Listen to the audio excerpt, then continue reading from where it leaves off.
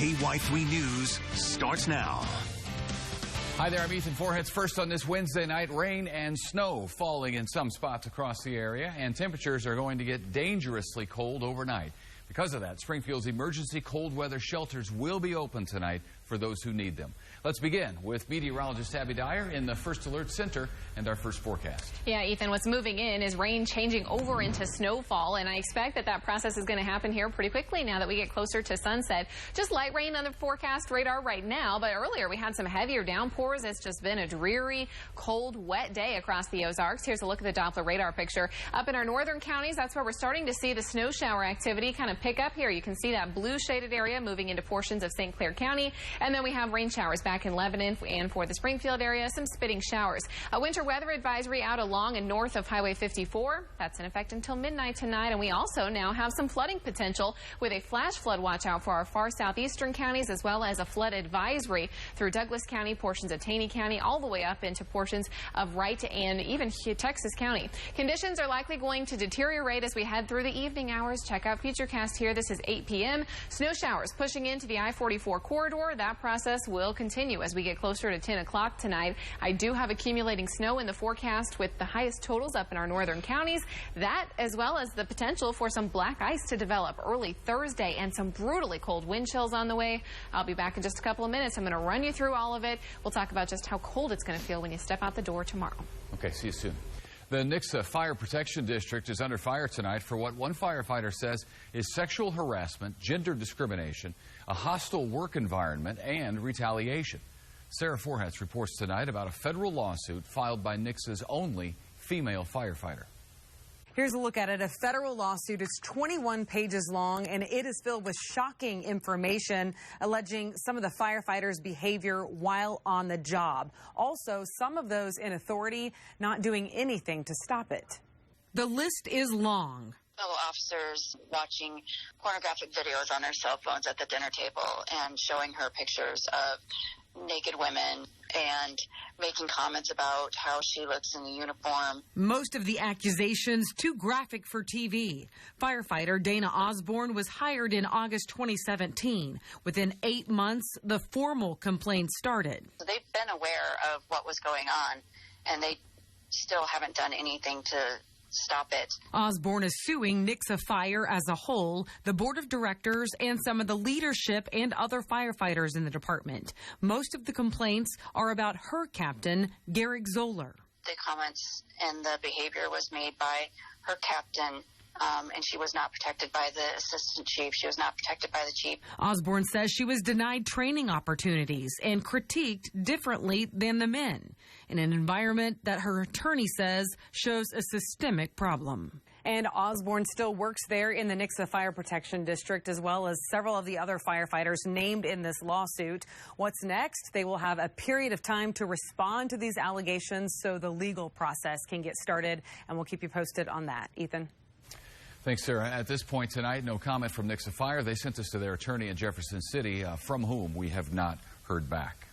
In Flippin, Arkansas, a man shot by police today accused of killing a woman and trying to attack police. That man, Richard Hudson, Jr., is in the hospital tonight. Police say Hudson had shot and killed a woman before they arrived on scene. Caitlin Sinnett is live tonight in Flippin with more.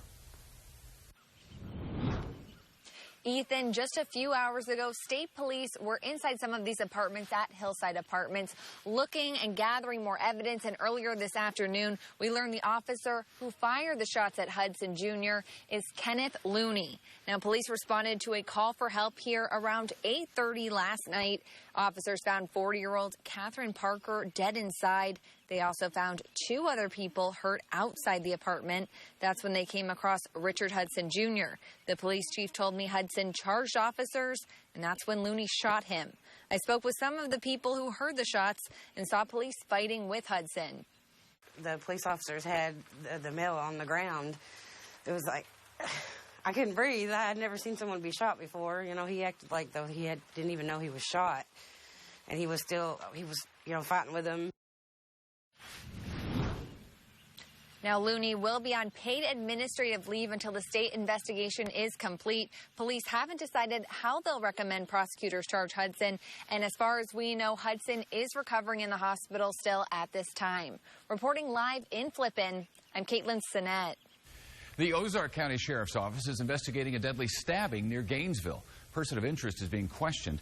Officers were called to a home just north of the Arkansas state line at about 4 o'clock this morning for reports of a fight.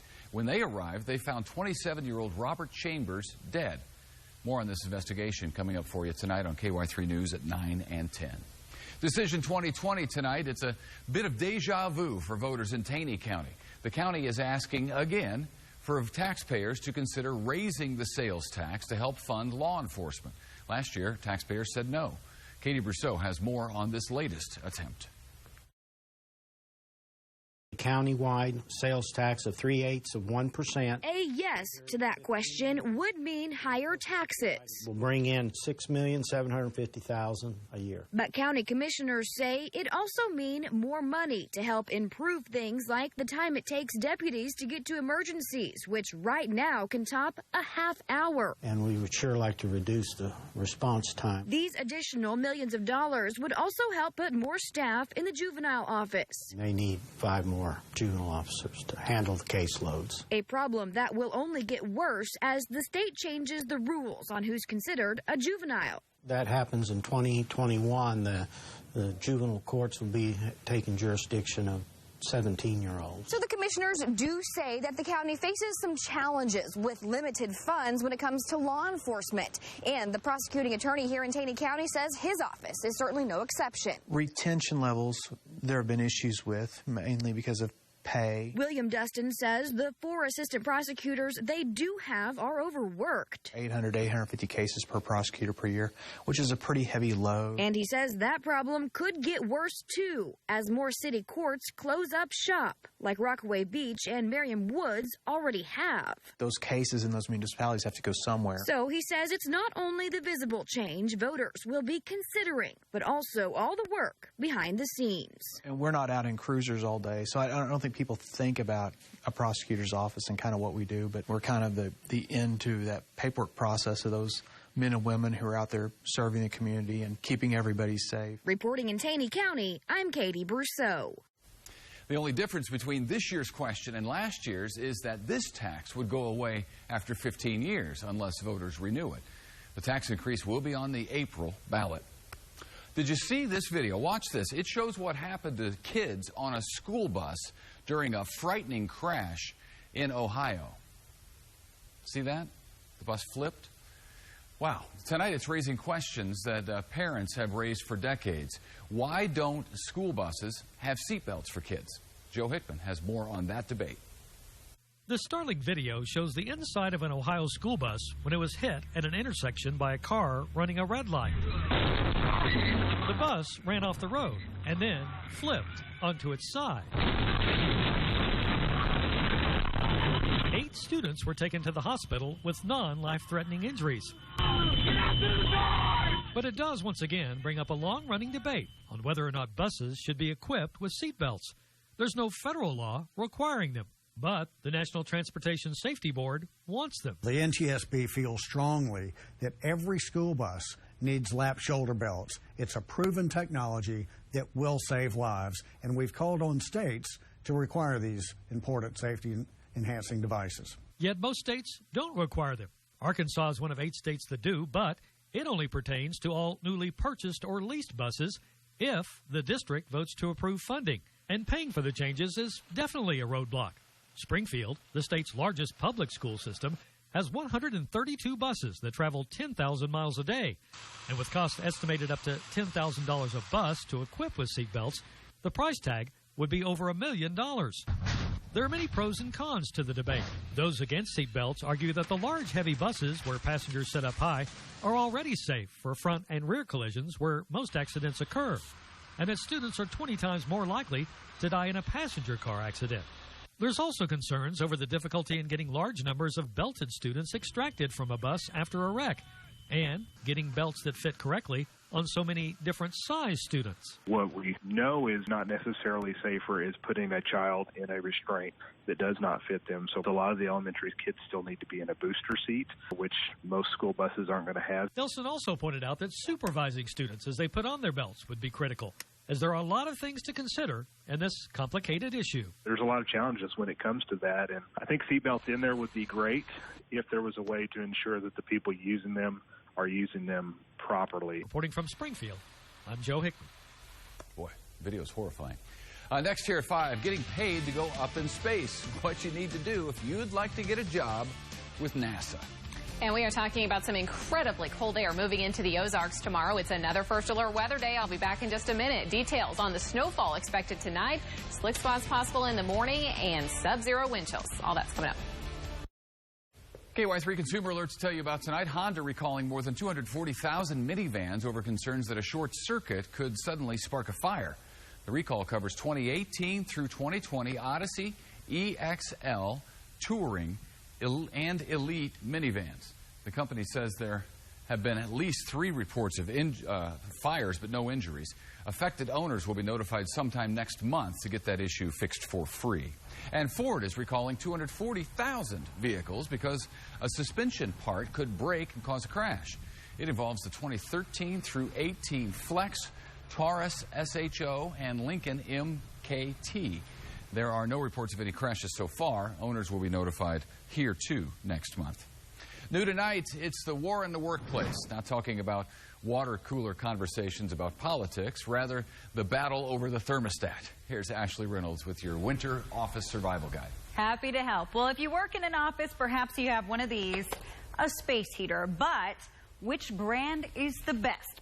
Well, tonight at 6, I'll tell you which models came out on top in Consumer Reports' latest tests. Remember, always turn a heater off when you leave the office, even if it's just for a short meeting. If your building allows it, a small space heater can warm up your office. The safest place to put it is on the floor, not your desktop. And always plug it directly into the wall. Don't use an extension cord. And keep it at least 3 feet away from any combustible materials. Also tonight at 6, I'll tell you the best personal humidifiers. We'll see you then, Ethan. See you then. NASA's hiring throughout the month of March. The space agency will be taking applications for its next class of astronauts. Requirements are steep, as you might guess. Not everybody can be an astronaut. You must have a master's degree in one of the STEM fields, including science, technology, engineering, and math. Candidates must also pass NASA's long-duration space flight physical. Sounds grueling. NASA currently has 48 astronauts. This next batch could go up on planned missions to Mars. So, pack some snacks. Weather's next on a First Alert Weather Day. Abby's in next with how much rain and snow could fall and the crash in temperatures coming for us overnight. First, though, your weather school question. How does the Earth's rotation affect hurricanes in the northern hemisphere? Does it have no effect, causes clockwise rotation or counterclockwise rotation? And now, KY3 First Alert Weather. Hey everybody, it is 5:18. We are expecting some more wintry weather in the Ozarks tonight. Here's a look at that snowfall accumulation map. A little bit of accumulation already up in some of our northern counties from the winter weather that came through today.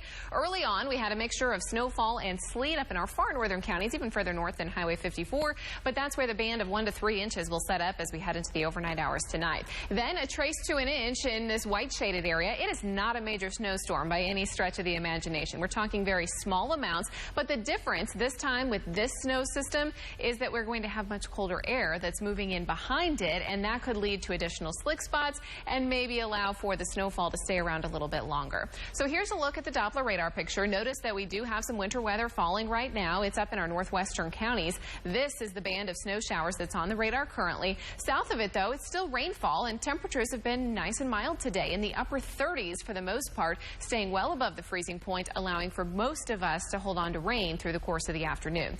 What happens, though, as we get closer to sunset is the cooler temperatures start to move in. We will see our numbers fall back to the freezing point by close to midnight tonight. We will likely see the snow showers be pretty widespread, too, along and north of I-44 as we head close to midnight. I think after midnight, we don't have a whole lot in the way of snowfall left. It'll be pretty light in nature, and we could have some flurries still around, but we clear the sky out pretty quickly. The problem is we have a really strong north wind coming along with it, and it is going to allow our temperature to plummet down into the teens.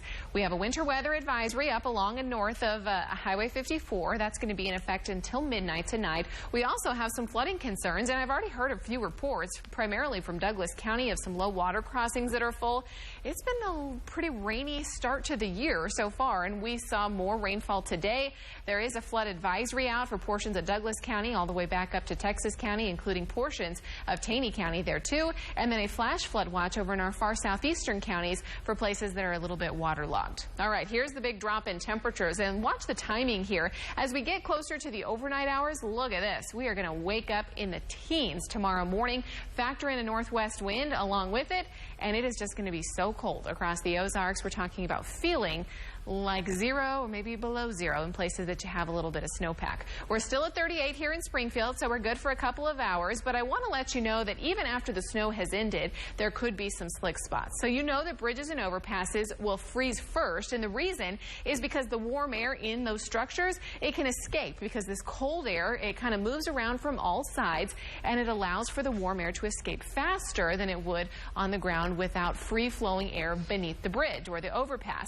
Well, when the roads are wet like they are right now, we've had rain pretty much all day and some flooding concerns. This can actually turn into black ice and cause for some slick spots. I want you to be aware of that before you head out the door on Thursday morning. You might want to plan some extra time and take it slow. Even if it doesn't look slick, it definitely could be. Also, with the flooding concerns, I think there will be some slick areas on low water crossings. Localized flooding and wet roads, not a good combination. There could be slick spots around the low water crossings, so be cautious of that too, even if you don't necessarily get the winter weather. All right, there's a look at the wind chill for tomorrow morning. -2 at 8 a.m. as you head out the door. All the winter gear required tonight. 15 the low temperature in Springfield. Tomorrow we never really recover. We'll be in the mid-20s for highs, but it'll feel like single digits and low teens all day long. It's still a first alert weather day for tomorrow, primarily just because of that bitter cold, Ethan. We haven't been this cold in several weeks now. Yeah. The good news is here we recover. We're back cold but clear on Friday, and then we're at 60 degrees again by Sunday. So it is going to be a wild ride. Hang on tight. 60, 65. They're coming. They're coming. They're coming. Got to get to Sunday and Monday. All right, the weather school question for today. How does the Earth's rotation affect hurricanes in the northern hemisphere? No effect, makes clockwise rotation or counterclockwise? I believe they go, is it clockwise? It's counterclockwise in the northern hemisphere. Clockwise in the southern hemisphere. You were just in the wrong hemisphere. That happens a lot. Next, what you need to know about sending Valentine's gifts to school. Schools are getting ready for Valentine's Day fun, but you should know about some restrictions coming up. Kids are busy making those Valentine's boxes, reading Valentine's-themed stories, even doing math with candy hearts. But if you're planning to send a gift to their school for Valentine's Day, you may want to check ahead first. In Springfield Public Schools, some will allow deliveries only to be picked up at the end of the day. Others prohibit them altogether. On school buses, there are certain things that are never allowed. On our school buses, we do not permit balloons or glass vases just for safety reasons. The balloons can make it difficult for the bus driver to see, and the glass vases have the possibility of breaking, and that can be dangerous. All right, if you have any questions about what's allowed at your child or children's schools, just give them a call. We want to see your Valentine's Day boxes that the kids made. This one's from 11-year-old Hunter. Pretty cool. Kansas City quarterback and Super Bowl MVP Patrick Mahomes right there. You can upload your pictures of your kids' Valentine's creations online, ky3.com. And we're back with a final check of the weather after this. Well, here we go. We're looking at Futurecast again. This is radar, right? Yeah, this is radar, but we will see the Futurecast fill in. Here's Futurecast as we get closer to 7, 8 p.m. Widespread snowfall in the Ozarks. I think most of it's done by midnight. It will leave a nice little coating, though. I-44 corridor traced to an inch, and then we will see the higher totals. Highway 54 and north, 1 to 3 inches of snowfall there. Bitter cold then sets in tomorrow morning. Yeah, we are talking about really cold temps, wind chills below 0 in some spots. Kids at the bus stops. Yeah. All right, we'll see you at 6.